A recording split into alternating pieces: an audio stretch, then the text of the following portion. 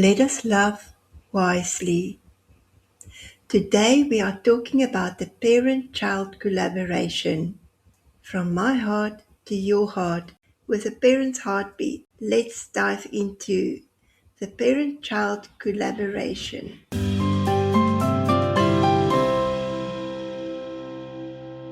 Parent-child collaboration. Understanding brain-based barriers and practicing faith-filled parenting are not opposing ideas. Understanding how a child is wired does not weaken compassion or responsibility. It strengthens our ability to love wisely. There are moments in parenting when we stand at multiple crossroads between frustration and understanding, correction and connection, urgency and grace. When a child struggles with emotional regulation, learning, transitions, communicating, or daily expectations, adults often feel pressure to fix, correct, or control the situation quickly. It often turns into a power and control struggle that put the household harmony in disarray. One of the gentlest and most powerful approaches we can hold on to is to place connection before correction. Connection most certainly does not remove boundaries or guidance. It does, however, change the attitude from which we respond, shifting from defensive reaction to proactive, empathetic, growth-oriented support. A response rather than a reaction.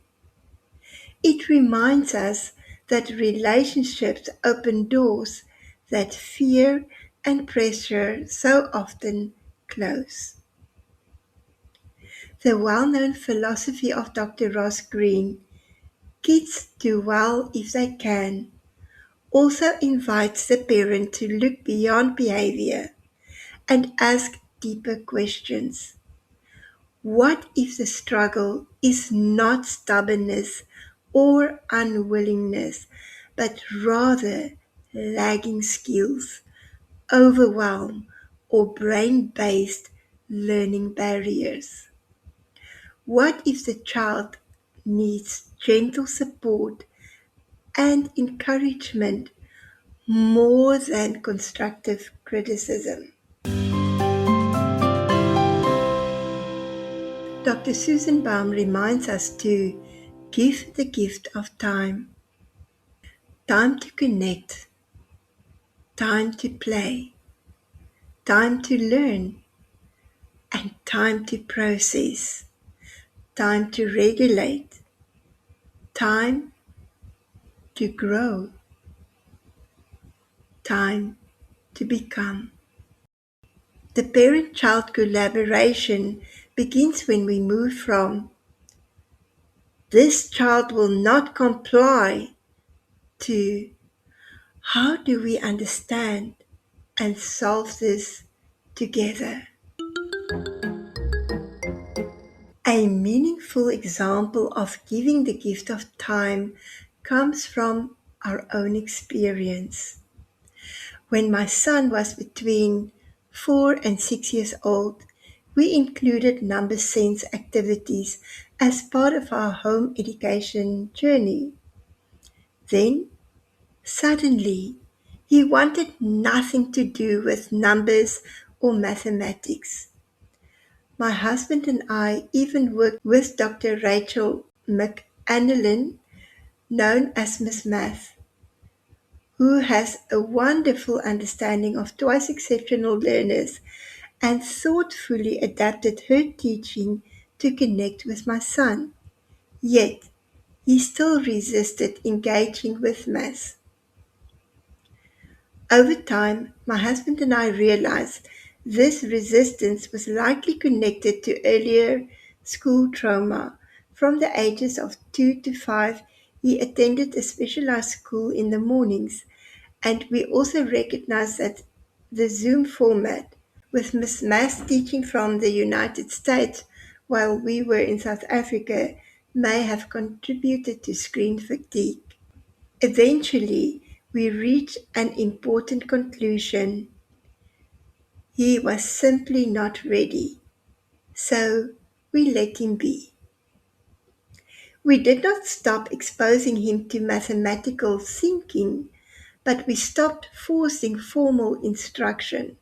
Instead, we gave him the gift of time. Then one day, completely out of the blue, at 16 years of age, he announced that he wanted to learn mathematics. We found a teacher who suggested beginning with grade RR and gradually work through the grades to identify the gaps and build confidence. We purchased the books and prepared to start the journey. What happened next surprised the teacher. Within 2 hours, our son demonstrated understanding of work ranging from grade RR to grade 7. She nearly fell off her chair. "He is a math genius," she said. We were not surprised. We already knew. We had seen the complex Lego pirate ships he designed and built independently by the age of 7. We had watched him build, calculate, imagine, and problem solve long before mathematics appeared in the traditional form. The teacher asked who had taught him. Our answer was simple. Nobody taught him in the conventional sense. We gave him the gift of time. In playful, meaningful ways, we made sure he remained exposed to mathematical concepts through Lego, pirate ships, building projects with his dad, hands-on creativity, and stories that were both enjoyable and educational. We did not force him into a classroom or insist on readiness before he was ready. We gave him the gift of time until he was prepared to step into the learning on his own terms. We kept in mind that the brain developed from the back to the front for typical kids. But for children like mine who are twice exceptional, in fact, he's thrice exceptional because he has brain-based learning challenges and he's also a genius. He's classified a genius by a professional. Plus, he has physical challenges due to his global apraxia. So children like mine, their development is very spiky all over the show. So they can be very advanced in their areas of interest, like on a university level, but they can't even tie their shoelaces. They can't button up their shirt. They can't remember to brush their teeth. You have to remind them. And you have to do that over and over and over from day to day to day, giving the gift of time, waiting for the gaps to get closer and closer and closer until he was ready. And then the wow happened. The teacher nearly fell off her chair. She couldn't believe it. She couldn't believe nobody ever taught him. So when he was ready, he entered the classroom already carrying far more understanding than others had imagined possible.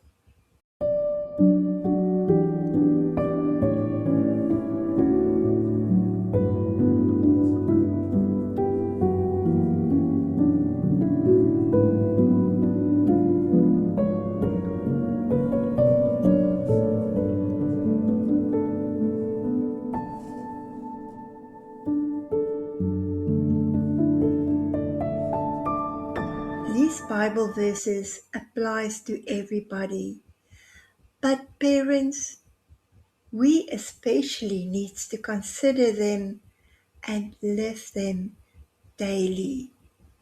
James 1 verse 19 says, everyone should be quick to listen, slow to speak, and slow to become angry.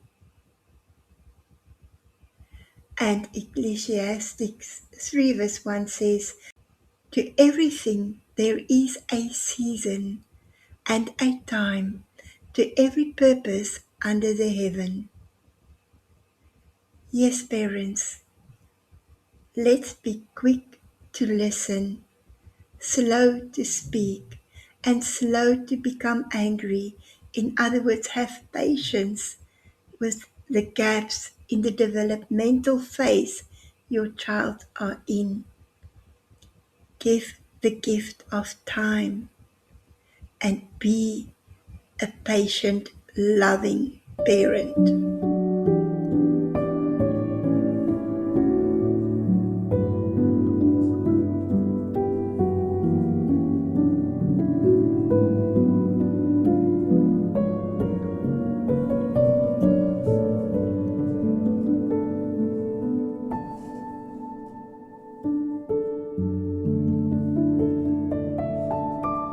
Passion, purpose, progress.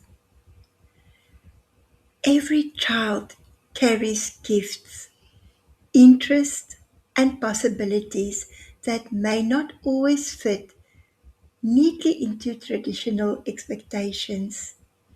Some children learn differently, process differently, and need alternative pathways to demonstrate what they know. Their struggles should never eclipse their strengths. The strengths can, and often do, breach their struggles when given the right tools, support, and opportunities to develop skills.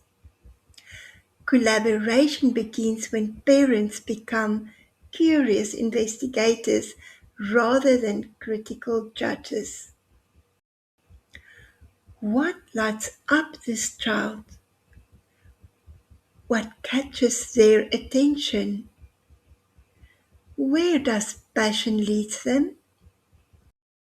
When we, or our child, relax about the challenges and focus on the strengths, we often find purpose too.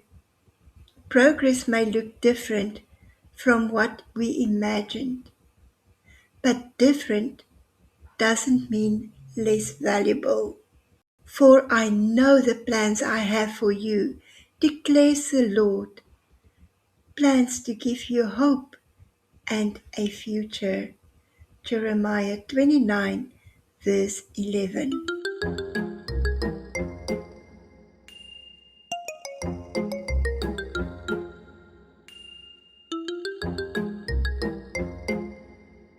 Love, laugh, live.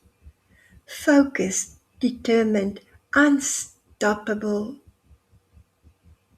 Home should be more than a place where behavior is monitored or performance measured. It should be a place where belonging is protected and connection is placed before correction. Children experience brain-based learning barriers, often work harder than others realize. They may carry invisible fatigue, frustration, or anxiety. This is why collaboration must be wrapped in love and extended grace. Love, notice effort. Laughter restores connection. Living fully means creating room for joy even while navigating challenges. In our household, humor bridged the stressful avoidance PDA brought along. Though my hubby and my son's humor is totally different from mine. it still worked well together, bringing our household into a place of harmony and growth, even beyond the expectation of the professionals who told us when my son was 2.5 that he will never talk, never walk, never learn, and that we should build a trust fund. Well, we built a trust, but not a trust fund. We built trust in God and our son's ability to overcome. And he has overcome all of that and so much more. When adults remain focused on relationships, determined to understand and being unstoppable in extending compassion, children learn something powerful. I am safe here. I am seen here. I belong here. 1 Peter 4 verse 8 says, above all, love each other deeply. Indeed, love conquers everything.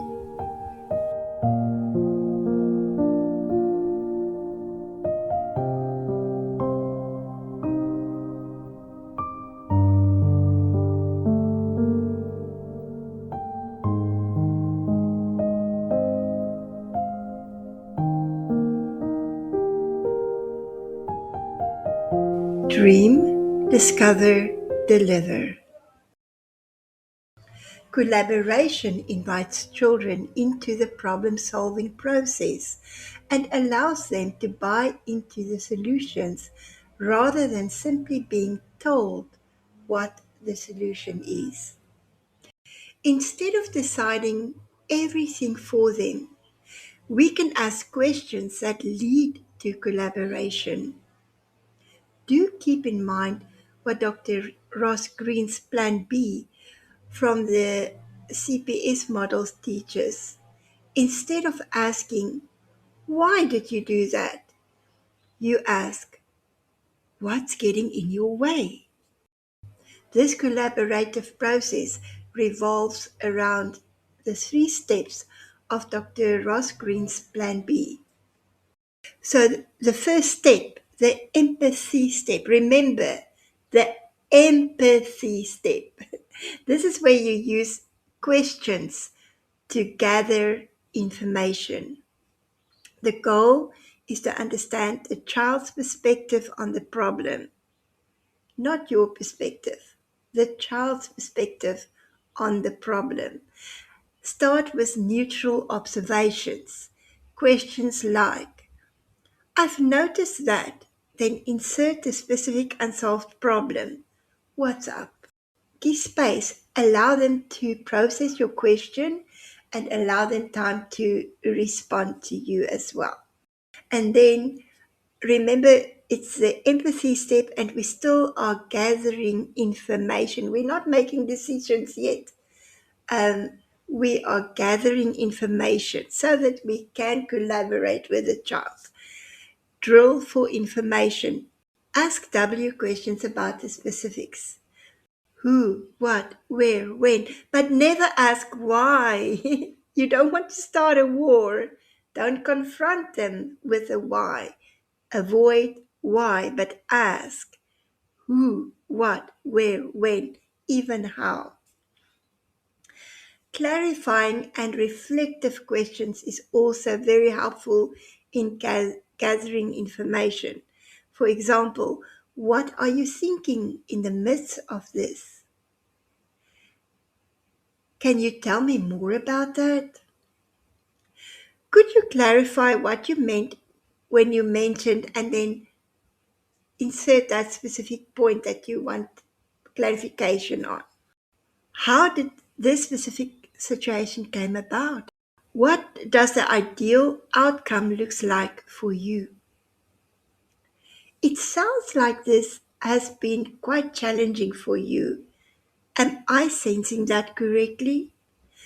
Give the child time to process what you've asked and to respond. Don't assume and don't respond or ask the next question before they haven't had a chance to respond back to you. Remember empathy. We are busy with the empathy step, and the goal is to get information so that we can collaborate on the decisions that we're going to make about the solutions. That's going to be very helpful. And in this empathy step, it's also important to test your understanding the whole time by asking more questions. Questions are great, guys. Questions are amazing tools. We all can ask questions. It's just how we ask them, right? So, to test your understanding, ask questions like, so just to summarize, you are saying that, and then insert your understanding. Is that correct? Allow the child to correct your understanding if it's not. It's nothing to be ashamed of. You want to collaborate, remember? Or you can also ask a question like this: to make sure I didn't miss anything, did you mean? And then insert the details. So that's step one of the process, um, the empathy step. And it's very important because without the information, you cannot really go to the next step. Now we're going to look at step two, and that is to define the concerns and sharing your perspective. So now it's your turn. Now you are going to share your perspective with the child so that the child also have your perspective. After the child shared their perspectives, clearly state your concerns regarding the same problem. Frame concerns as information. That's the key. Frame concerns as information rather than demands. For example, the thing is, we need to then insert your explanation because and then explain why because. Or you can say, my concern is that, and then insert the concern, explain the concern. So just to recap, step one is the empathy step where you gather information. You, the parent, listen to your child with empathy, and you observe and you ask questions and you give the child the time to process the question and to respond to the questions. And then only it is your turn to speak. And now the child listen. When you define the concerns in step two, and here you can actually share your perspective too. So you do get a turn. But remember, first the child, you listening, observing, and then the child listen and you explaining. And then we come to the third step, a very important step. This is the invitation step, collaborating on the solution. Now together brainstorm solutions that are both realistic and mutually satisfactory. So both the child and the parent has to agree that this is realistic, it's doable, and that you both are comfortable with the solution. Propose solutions together by starting this the suggestion like this. I wonder if there is a way we could. You could check the feasibility of it by asking questions like, what do you think about doing, and then insert the solution, or will that work for you? And give the child a chance to respond. So this is just the basics of the three steps in Plan B. But for more detailed guides, worksheets, and resources on this method, visit Lives in the Balance. That is Dr. Ross Green's website for parents like you and me, where he explained Plan B into much, much, much, much deeper detail, and there's plenty of resources you can use. So just take the time, hop over to Lives in the Balance, and the website will be inserted in the description of this talk. And if somebody forwarded this video to you, visit rethinkingfamilies.com and then look for the topic parent-child collaboration. Then you will find this video. We as parents must also keep in mind that this should be a non-judgmental, caring way to open the door to your child's heart so that you can collaborate on the solutions or just the next step even. Children often surprise us with wisdom and insight when given opportunity and respect. You expect your child to respect you? Show them how by respecting them. Dreaming becomes possible when fear is reduced. Following the Plan B steps, reduce fear. Fear for you and fear for the child. Because there's understanding, knowledge is power. And more than that, there's connection. Because collaboration connects parent-child. And parent-child connects with God. Very important. So dreaming becomes possible when the fear is reduced.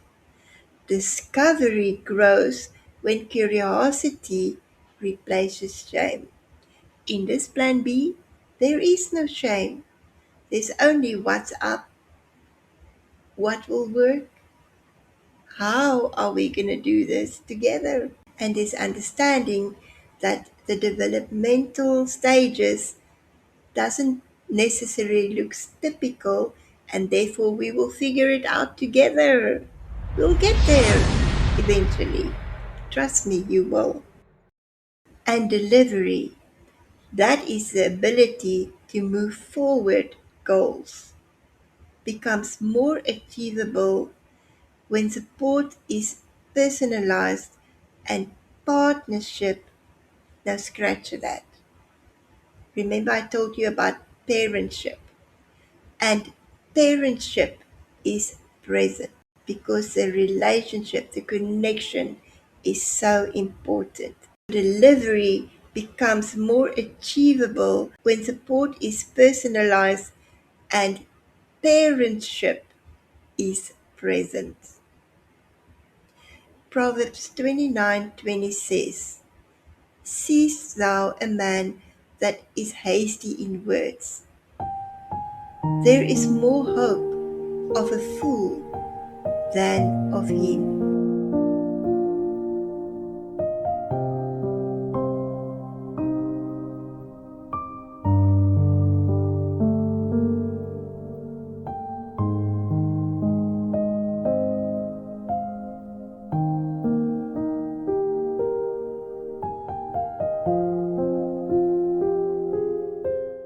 Define, develop, direction.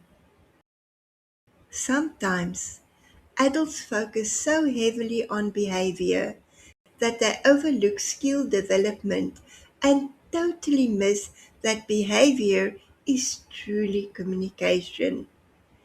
We need to learn to think, listen, and do differently. A child may struggle with flexibility, planning, emotional regulation, attention, or communication, all being executive functioning skills. These are not moral failures or character flaws. They are opportunities for support, guidance, and growth. Collaboration helps us define challenges more clearly, develop practical support, and provide compassionate direction. Instead of asking, "How do we fix this behavior?" or "What punishment fits?" we may begin asking, "What skills need strengthening? What barrier may be standing in the way? How can we support success together?" This shifts everything. Proverbs 22 verse 6 says, "Train up a child in the way he should go."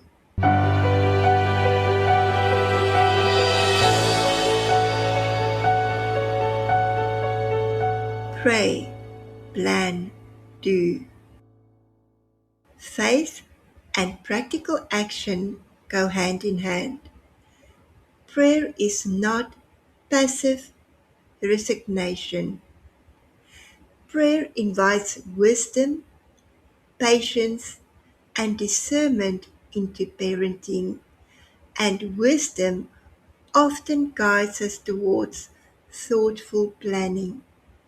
Collaborative families may develop routines, calming strategies, visual reminders, or agreed solutions together. Teachers, caregivers, and loved ones may also become part of this supportive circle. We pray, we plan, then we do the next faithful step. Doing without planning and prayer often ends in frustration and tears.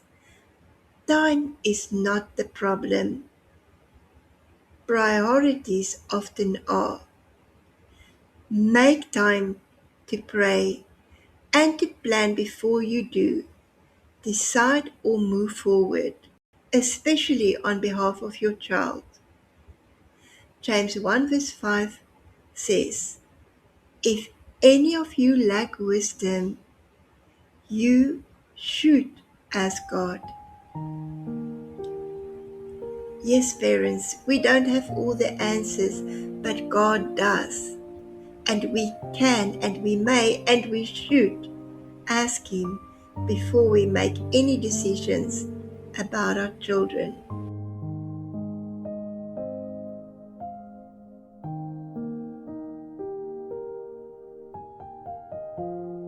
Progress, not perfection. Being grateful, graceful, faithful. Perfection is a heavy burden for both parents and children. Growth rarely unfolds in straight lines. There will be good days and difficult days, moments of connection and moments of misunderstanding. And perhaps this is where grace needs to begin. We do not have to parent perfectly. We do not have to know everything immediately. In fact, that is impossible. We can remain teachable, connected, and willing to grow. And that's totally possible because we can do all things through Jesus Christ who gives us strength. It is not in having all the answers, but in choosing relationships, connection, parentship. Remember, the relationship and parenting put together, you get parentship. That's so important. Seeking understanding and taking the next faithful step together. You, the child, and God. We teach our children to be teachable too, with a willingness to connect and grow when we do this. Connection before correction reminds us that Parenting is not a performance to perfect, but a relationship to nurture. One conversation, one adjustment, and one moment of understanding at a time. Grateful hearts notice small victories and celebrates them. Graceful parenting leaves room for growth, being patient. Faithful parenting stays present even when the answer remains in a puzzle shape. Lamentations 3 verse 22 to 23 says, His mercies are new every morning. Indeed,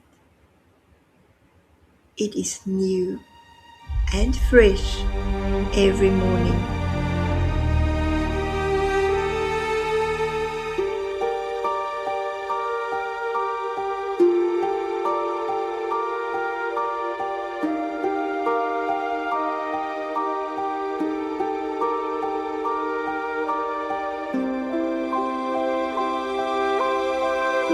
Growing, knowing, showing. Children flourish when understanding becomes visible. The parent's responsibility is to provide a nurturing environment that allows growth to take place. If a flower doesn't bloom, you fix the environment, not the flower.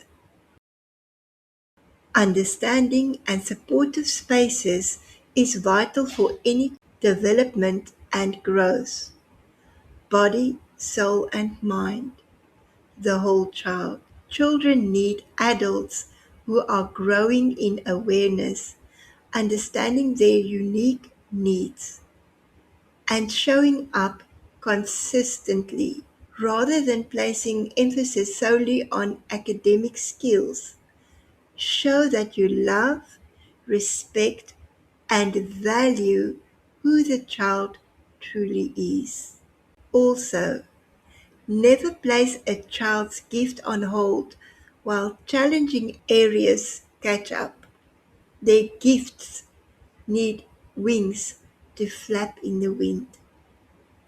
Now, for those of you who are familiar with the autism world, will know that this is actually a double meaning sentence, because here in the autistic world, when we need to regulate, or when we are overly excited, or when we are just happy to go with the flow, we flap. But to let the gift rise above everything else, it needs its wings to flap so that it can go higher and higher and higher.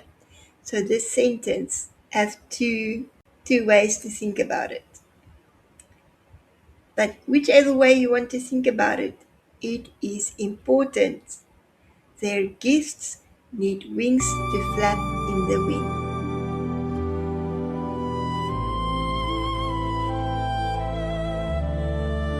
Collaboration amongst adults matters too. Parents, grandparents, uncles, aunts, friends, teachers, therapists, and caregivers do not need to agree on every detail, but they should seek shared understanding and mutual respect.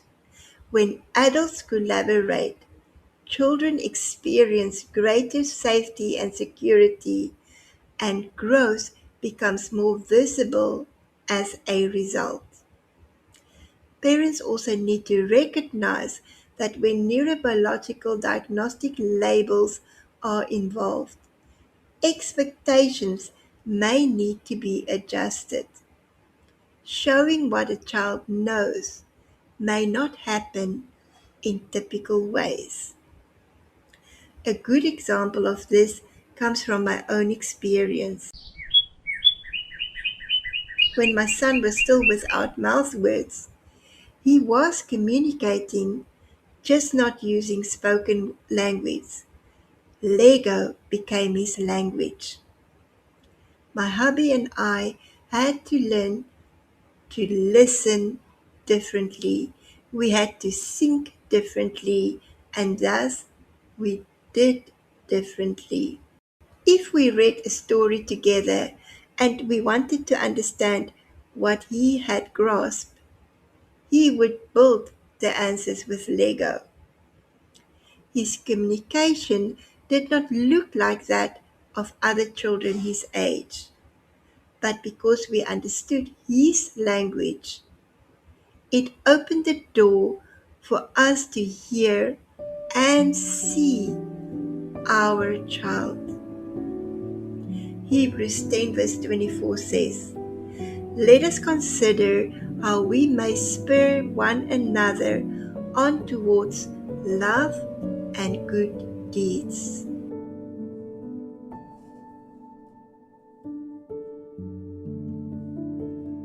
Better together, one day at a time. Parenting is not a race. It is a relationship. In fact, a parentship centered around connection. We spoke about parentship before. It is my creation for relationship and parenting together. So you have parentship. Relationships ask your undivided time. They grow one conversation, one moment of trust at a time.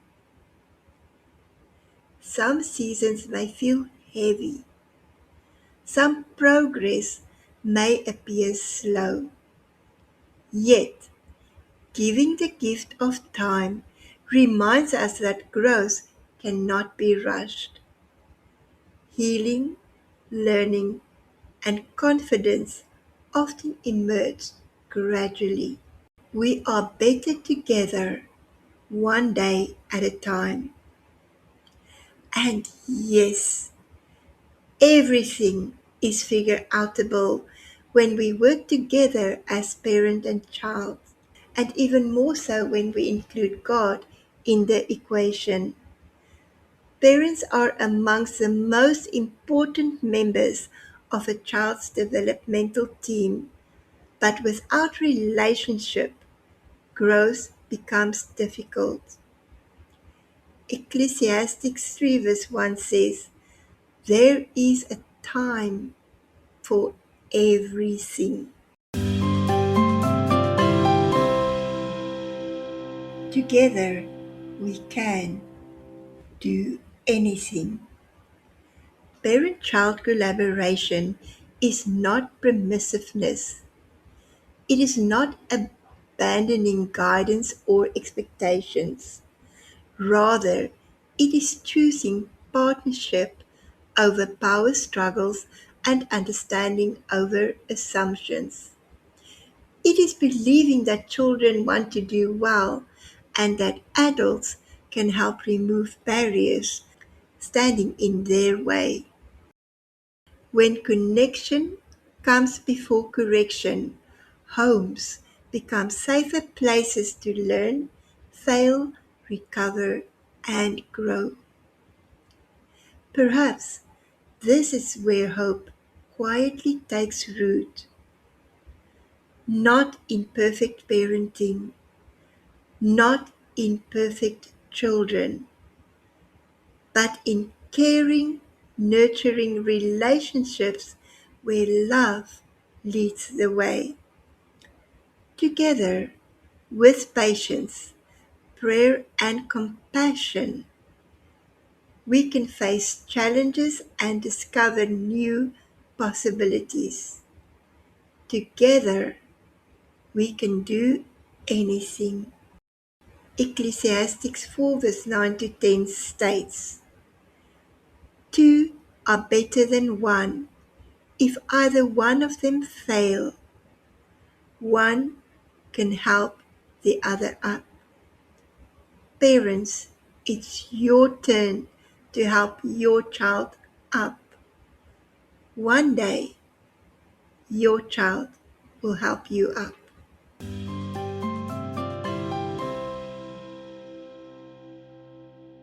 Now that was a mouthful on parenting-child collaboration. I hope you have found this parent-child collaboration piece helpful and encouraging. Yes, let's love wisely. From my heart to your heart, with a parent's heartbeat. I am Ah Willa, from Parenting from Pluto, Adventures into Neurobiological Differences and 2E-ness. And if you don't know what that is, well, hop over to www.rethinkingfamilies.com for more information.